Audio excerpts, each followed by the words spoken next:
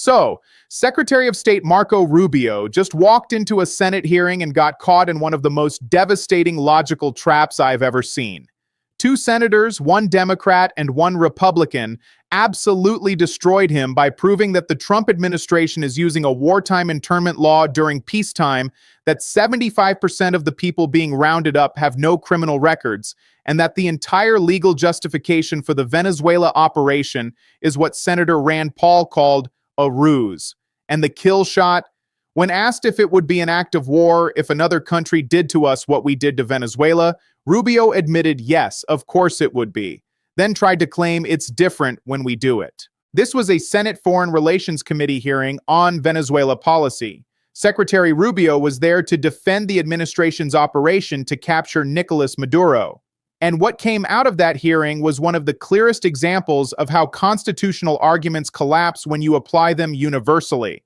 Senator Tammy Duckworth and Senator Rand Paul spent about 11 minutes exposing contradictions, legal violations, and admissions that should terrify anyone who cares about the rule of law. Take a look at this. And as usual, I'll give you my breakdown at the end. Hello.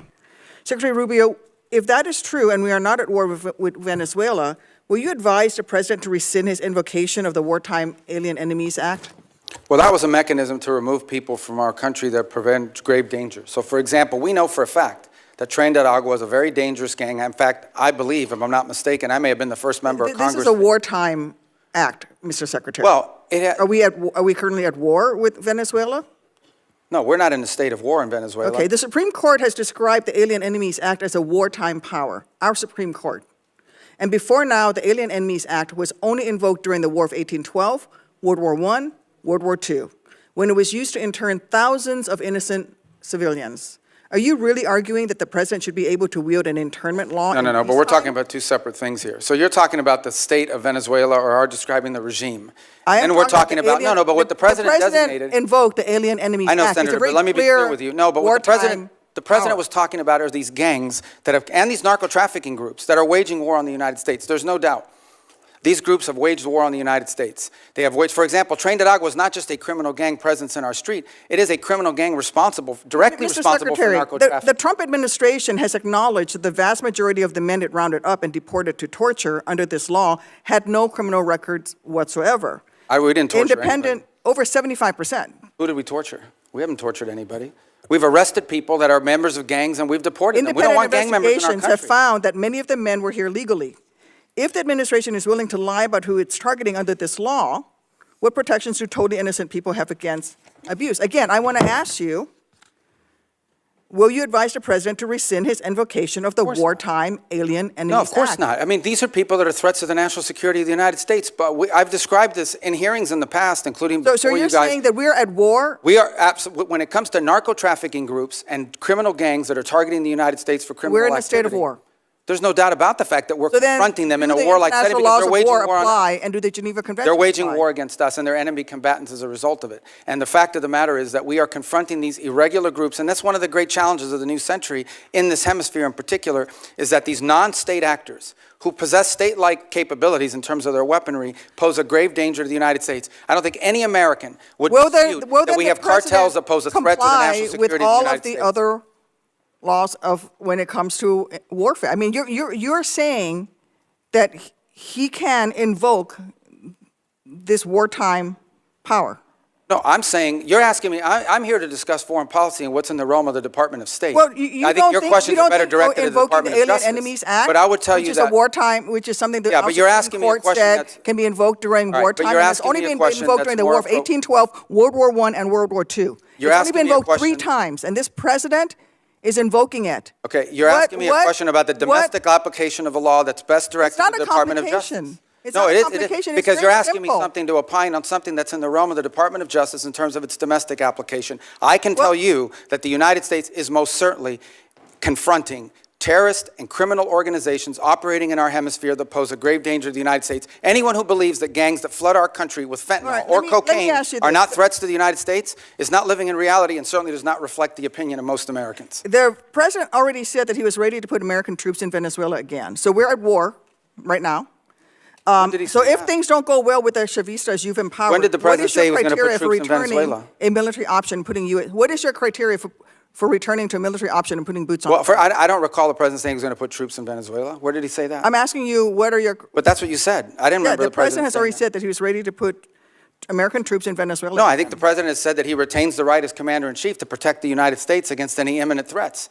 Maybe that involves troops, maybe that involves air power. We hope, but we don't anticipate that being the case in Venezuela. I worry that you are playing fast and loose with our nation's Well, I just gave military. you And testimony let me here just say, for I just want to conclude by Yeah, saying. but I just gave you testimony of how well things are moving forward, not as fast as Yeah, but everybody you would like. also said So that why- in 6 or 9 months, if things don't go well, you're going to have to do something else. And the president's already said that he's not ruled out the military option.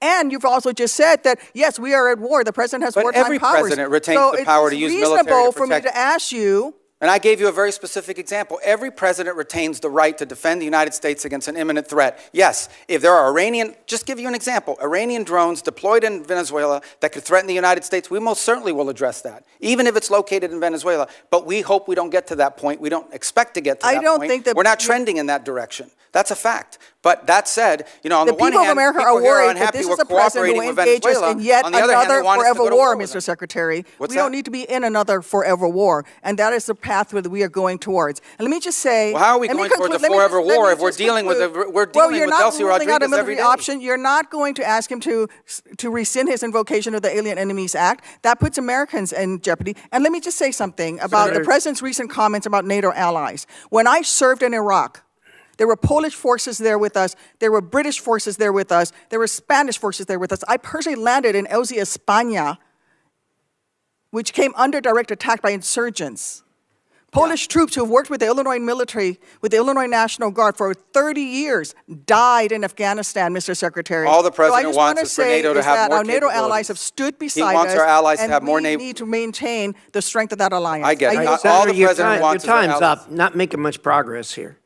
Well, let me just say, the president just wants our allies to have more capabilities to be involved in operations like that, God forbid, in the future if necessary. That's not what he an said. unreasonable He said request. that they stayed a little behind, and they certainly did not come to our defense. And Well, not which every they country did. in Europe, not every country in NATO participated in those missions. Some did. Denmark suffered some of the greatest military casualties. There's no doubt that many of our allies have stepped forward and provided assistance to us, and there are many others that simply don't have the capability to do it now or in the future. That's not what the president said. So Senator that's what he Lee, was pointing to. Thank you, Mr. Chairman. Thank you, Secretary Rubio, for being here. I also want to thank you for reaching out to me the night of the execution of the arrest warrant against Nicolas Maduro. I could tell when we talked that you had been up all night, and it was kind of you to reach out to me and describe what had happened that evening.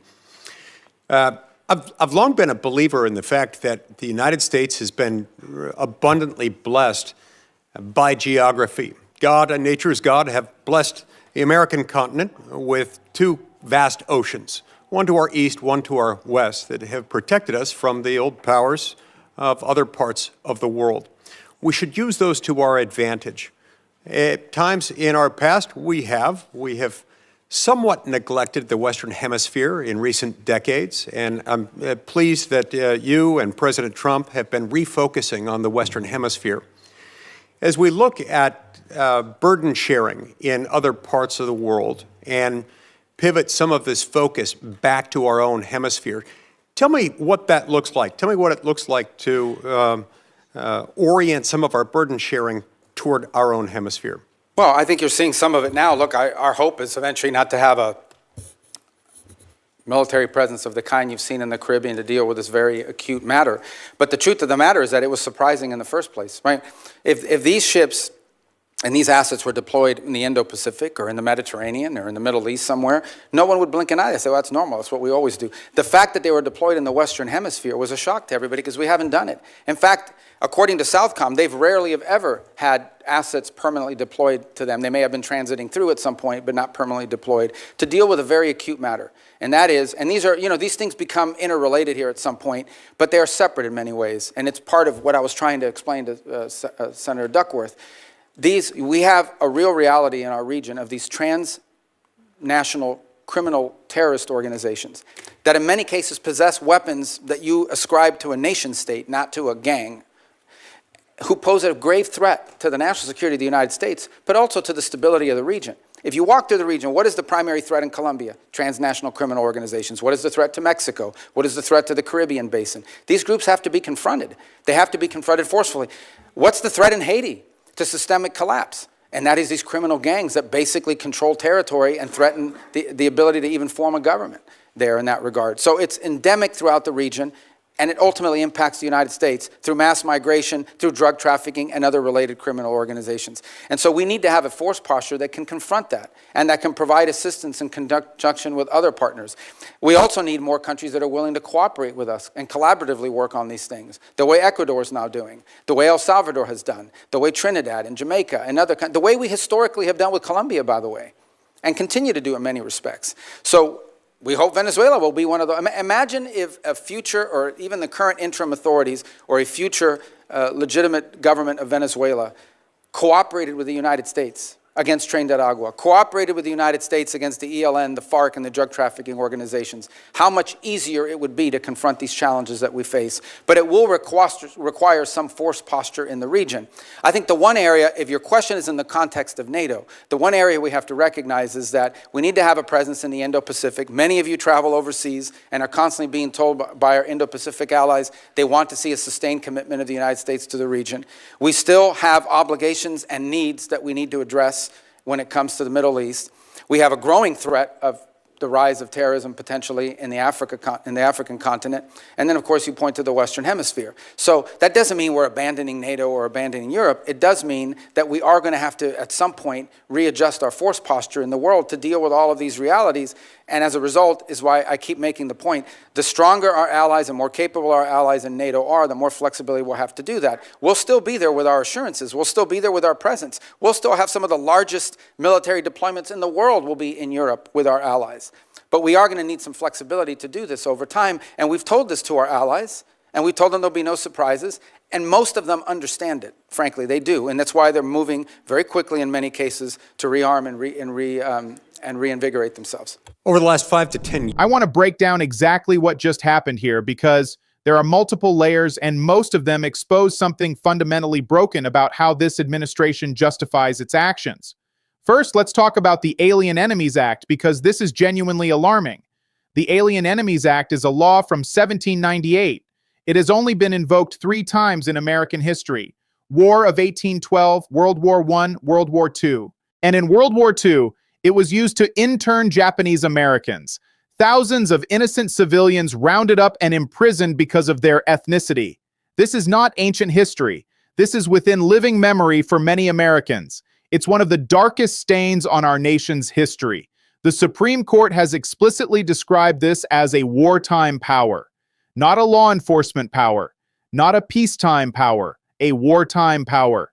And yet President Trump invoked this law to round up and deport Venezuelans. And when Duckworth asked Rubio if we're at war with Venezuela, Rubio said no. We're not in a state of war in Venezuela. So how can you invoke a wartime power when you're not at war?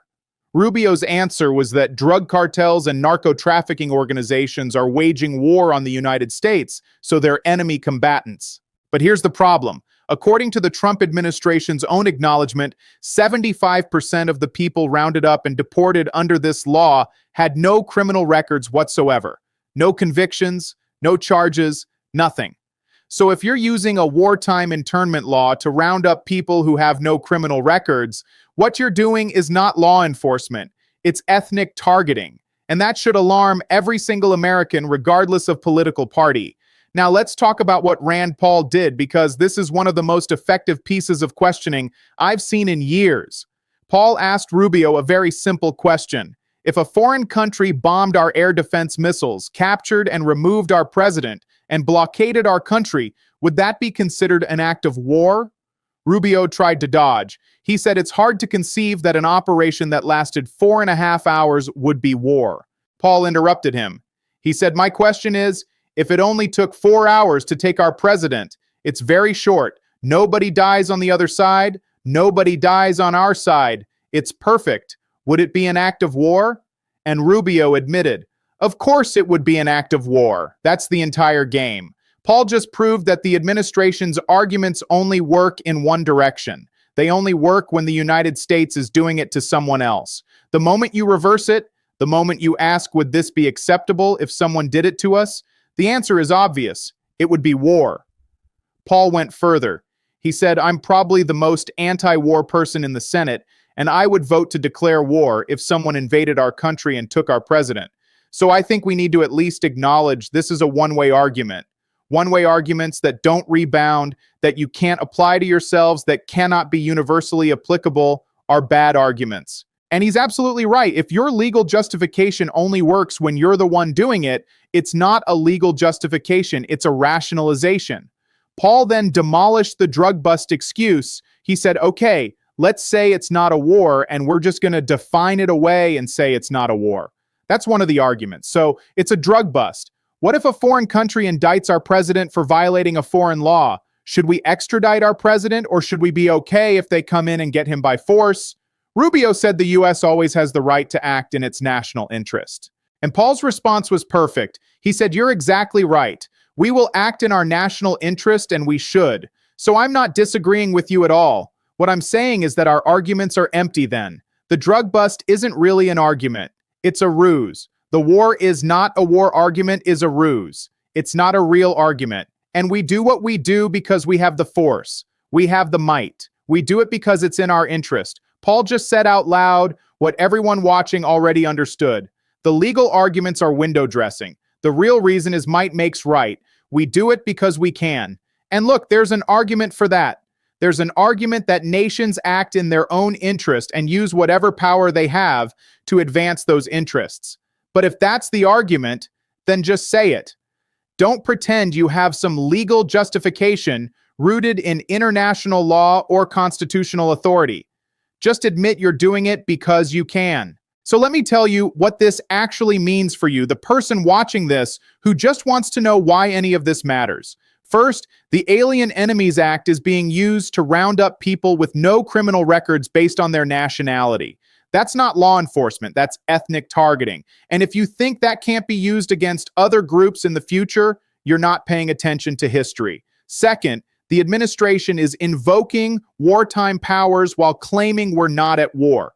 That's a constitutional violation. The power to declare war belongs to Congress, not the president. And if the president can just redefine war as not war and use wartime powers anyway, then Congress has no check on executive power. Third, the legal arguments only work in one direction. Rand Paul proved this by asking the reversal test. Would it be war if someone did this to us? Rubio admitted yes. So the entire justification collapses under scrutiny. Fourth, calling it a kinetic action or a drug bust is a disservice to everyone involved. Paul said it perfectly. Calling things kinetic action is a disservice to our soldiers. You weren't really wounded in war. You don't have a Medal of Honor for war. You have a Medal of Honor for a kinetic action. Let's call it what it is. And fifth, this sets a precedent. If the president can bomb a capital, blockade a country, and remove its leader without congressional authorization, and the legal justification is just, we're not calling it war, then what can't the president do? Where's the line? Here's what this is really about. It's not about Venezuela. It's not about Maduro. It's about whether the United States government operates under the rule of law or whether we operate under might makes right with legal excuses tacked on afterward. Rubio got caught admitting that if another country did to us what we did to Venezuela, it would be an act of war. Then he tried to claim it's different when we do it. That's not a legal argument, that's exceptionalism. And exceptionalism doesn't hold up in court, it doesn't hold up in Congress, and it shouldn't hold up with the American people. Before you go, if this breakdown helped you see what's really going on, make sure you like the video, subscribe so you don't miss the next deep dive, turn on notifications, and share this with someone else who deserves the full story, not the spin.